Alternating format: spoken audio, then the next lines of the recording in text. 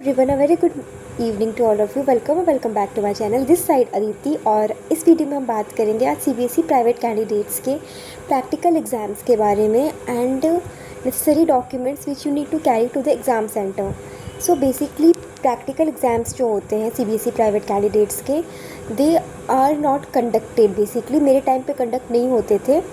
सो अगर आपका ईआर भी आया है पूरे सब्जेक्ट्स में, ठीक है, मान लो ईआर आया, essential repeat, you got in your result, और प्रैक्टिकल में आपका ईपी है, यू गॉट योर फेल हो गया प्रैक्टिकल में, ठीक है। मतलब क्यों होता है फेल? जनरली करता नहीं है स्कूल आपका, but due to any health reason आप प्राइवेट कैंडिडेट के लिए अप्लाई नहीं कर पाए। मतलब आप ड्यू टू हेल्थ रीज़न आप प्रैक्टिकल एग्ज़ाम ही नहीं दे पाए अपने डेसिग्नेटेड एग्ज़ाम सेंटर में when you were a regular student, तो आप फेल माने जाते हो। Now you have to apply again CBSE के थ्रू और आपका प्रैक्टिकल एग्ज़ाम्स कंडक्ट होगा।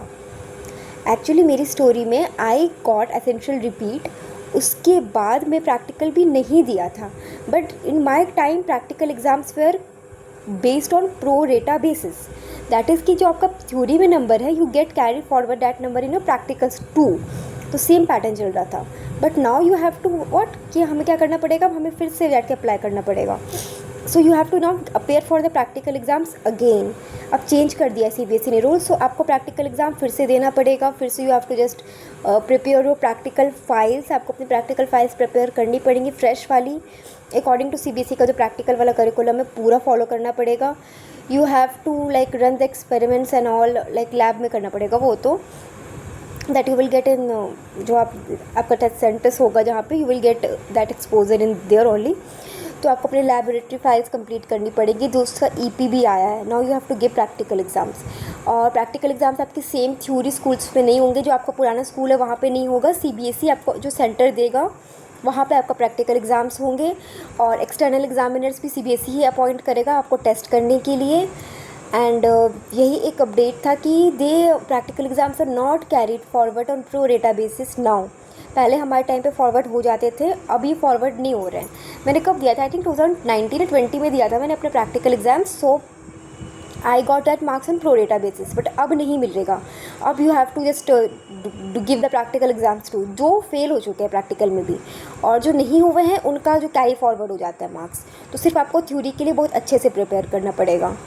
तो ये एक इन्फॉर्मेशन थी। और आपको जो प्रैक्टिकल एग्जाम्स होते हैं सीबीएसई के, व्हेन यू विल गो, मतलब आई डोंट थिंक बहुत रेयर बच्चे होंगे जिन्होंने प्रैक्टिकल भी नहीं दिया होगा, और नहीं भी दिया होगा तो आई थिंक प्रैक्टिकल में भी थोड़े फेल हुए होंगे, तो हेल्थ कंसर्न से कुछ होगा इशूज़, ठीक है।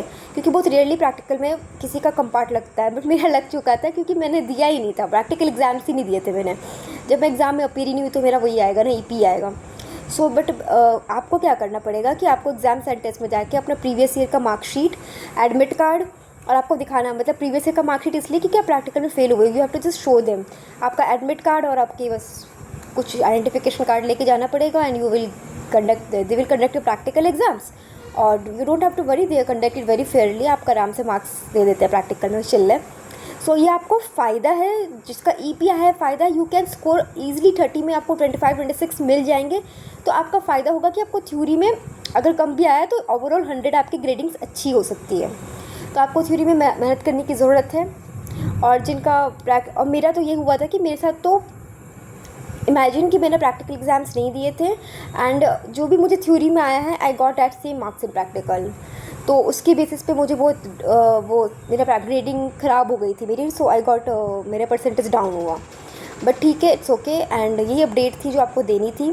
कुछ क्वेरीज़ है, कुछ भी डाउट है, you need clearance for private candidates, NIOS board, जो भी पूछना है, you can drop me a comment. I am always ready to answer to your queries. So bye bye, take care. आज के लिए इतना ही, एंड मिलते हैं नेक्स्ट वीडियो में with the new updates and अगर कुछ with the new information. Okay, thank you, bye bye, love you all.